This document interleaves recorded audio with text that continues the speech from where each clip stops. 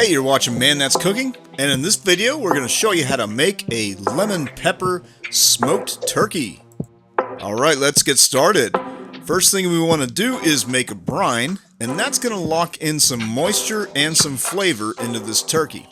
So we have 4 lemons, and what we're going to do is we're going to slice 2 of them and use that for the brine, and then we're going to quarter 2 of the other lemons, and we're going to put that in the cavity of the turkey later. Now, to make the brine, what you want to do is use 1 gallon of water, and we've got an 8-quart pot right here, and we're going to add those 2 sliced lemons. We're going to add 2 sprigs of rosemary, 2 sprigs of thyme, 1 sprig of sage, 1 cup of kosher salt, 1 tablespoon of black peppercorns, and a ½ teaspoon of ground pepper. Now, you can find all these ingredients and the directions in the description of this video, and you can also visit manthat'scooking.com where you can find this full recipe. So all you have to do is put the burner on high, bring this brine to a boil, then take it off the burner, then let it cool down for a few hours, and then place it into the refrigerator so you can bring it down to 38 degrees Fahrenheit to match the same temperature as the turkey. Now, if you have one of those fancy brine buckets, go ahead and use that. But if you don't, you can order these XL zip seal bags. You'll get about 5 per package off the Amazons or the Wally Worlds. And these are very sturdy. They're excellent for brining. But what you want to make sure you do is to seal it 3/4 of the way and then burp all the air out of the top just like this.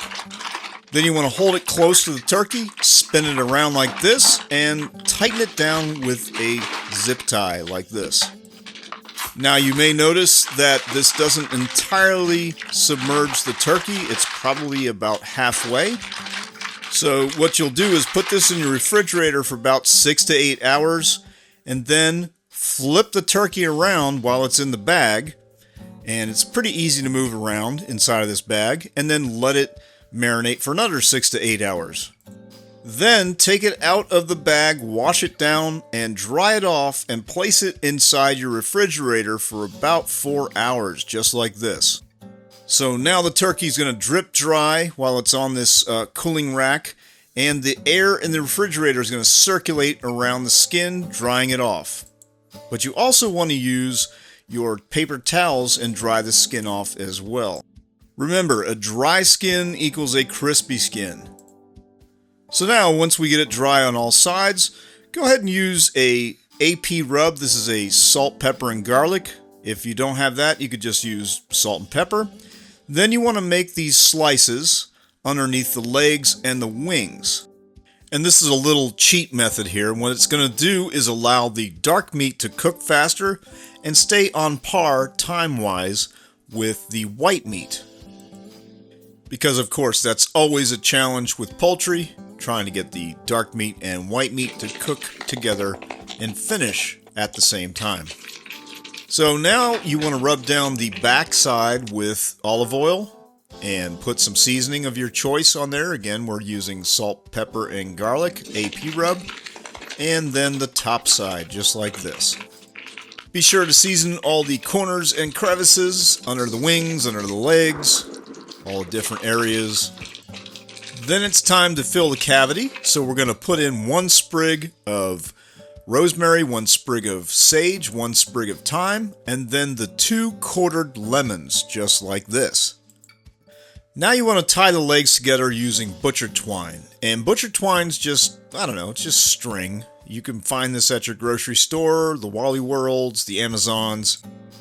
And we're not doing anything complicated here. We're just wrapping the twine around the legs multiple times and then just tying a standard knot just like this.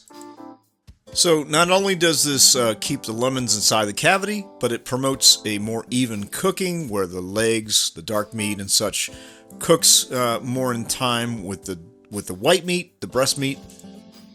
And of course we're going to move this turkey around a bit on the smoker, so that just helps out a lot. Alright, so we're cooking on a PK360 today. We've got a tumbleweed lit, and we're going to put some lump charcoal on a starter. And don't use this basket. If you have this basket, this is great for short cooks, but those holes get clogged and it's not good for a long cook like this. So you want to use a 2-zone cooking setup like this where your charcoal's off to the side, and then fill a pan with water. This is about 4 cups. That's going to keep the turkey moist and catch any drippings. Toss in some hickory chunks, or you can use apple as well. Then wait till your grill settles down. You want a temperature between 260 and 300 degrees Fahrenheit. Place the turkey in an offset fashion like this, with the legs facing towards the heat. And if you have a PK360, you want to turn off the inlet valve and turn this one to 3/4 open. Have the outlet fully open over the turkey and just a 1/4 way open over the fire. And if you need to raise the temperatures, dial that inlet valve fully open. So after about an hour, you can brush on some melted butter if you like. We didn't do that here until later. But go ahead and check your fire, add some charcoal if needed, add some wood chunks if needed. And then at 2 hours, rotate this turkey and insert a temperature probe so you can monitor the cooking progress. And at this point, we've brushed on some melted butter, and that's going to help crispen up the skin, and it's going to darken the skin as well. So we have the temperature probe in the breast meat, and it is set for 164 degrees Fahrenheit. And the interesting thing is that's probably a little too high. What you want to do is set it a little bit lower, and some recipes call for 155. But you know what? 160 is probably a safe in-between. And why is that? Well, because of carryover cooking. And this is a large piece of meat, which means that carryover cooking, once you take this off the heat source, it's going to keep cooking. The temperature is going to keep rising. And that means that even if your alarm is set for 164, that turkey breast might rise up to 170, 171, 172.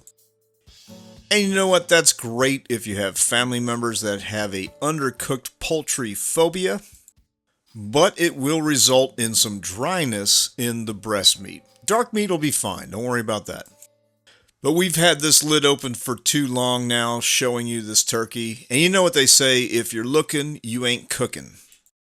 So now the alarm has gone off, and we're going to use a second device to double check the temperatures.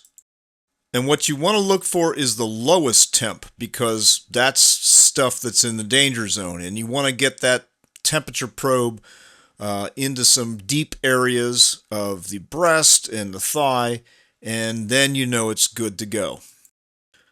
Alright, so let's make our first slice here. You can see it's a little bit dry. It's not terrible, but the deeper that we cut into the breast meat, the juicier it is. And of course, all the dark meat is spot on fabuloso. By the way, forgot to mention, you want to let this turkey rest. You can loosely tin it with some foil. Let it rest for at least 20 minutes before you cut into it. That lets the juice settle, and it lets the carryover cooking process complete. So hey, thanks for watching this video. If you liked it, click like, click subscribe to get future videos from us. Check us out at manthat'scooking.com. And hey, check out this breast meat.